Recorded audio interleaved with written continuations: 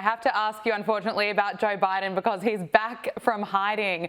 The 82-year-old delivered his first public address since leaving the Oval Office in Chicago this week. And look, my take on it, it was as weak as water. Despite the months that he's had off, he's still a rambling mess. His speech was still about attacking Donald Trump and Social Security. And at one point, he did what he always tends to do when he wants to make a point, and that is to start yelling.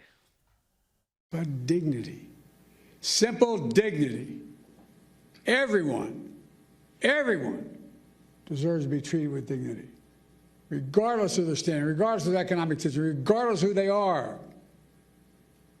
Making sure that more than 60 million Americans who are living with disabilities are treated with dignity is who we are as Americans.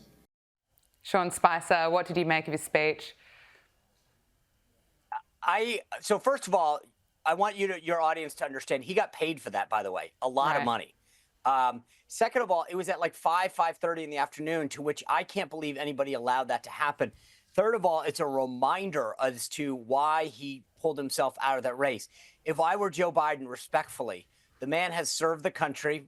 Even as someone who disagrees with his policies, he should go quietly into the sunset. I think reminding people why you weren't with it as president and why you had to go off into the sunset is probably the best place to stay. You don't need to return to the limelight. As a Republican, I'm pleased. Look, I think he should go out every day. But I think that most Democrats are probably not happy to see him back on the stage. He rambled at a couple points. He told some crazy off-the-wall stories. I mean, it was just a reminder 5-6 months later why he wasn't able to run for re-election and why a lot of the last part of his term is going to be, frankly, questionable. Yeah, and it was only 12 months ago that he was telling Americans that he was fit to serve again. And look, listening to him there, we all know that's certainly not true. So who will lead the Democrats in the future? According to the latest Economist YouGov poll, it's going to be Kamala Harris. The poll found that Kamala Harris is the politician, the top politician, I should say, among a list of 10 Democrats who are most likely going to be leading in the 2028 Democratic presidential primary, according to this poll, followed by Tim Walz, AOC, Bernie Sanders and Elizabeth Warren. I mean, wow, what a group. Sean Spicer, what's your take on this poll? Do you have any free advice you could give the Democrats on how they could rebuild?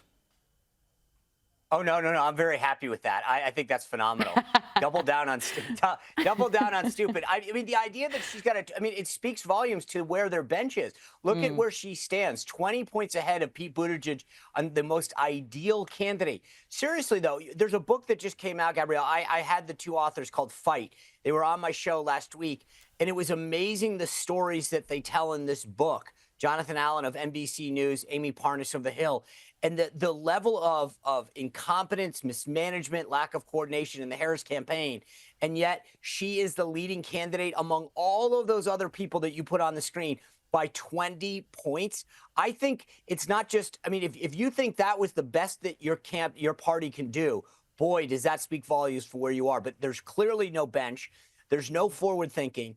If I were a Republican right now, especially a J.D. Vance backer, because I think he will end up as the nominee, I'd be so excited that that's who you're potentially going to face.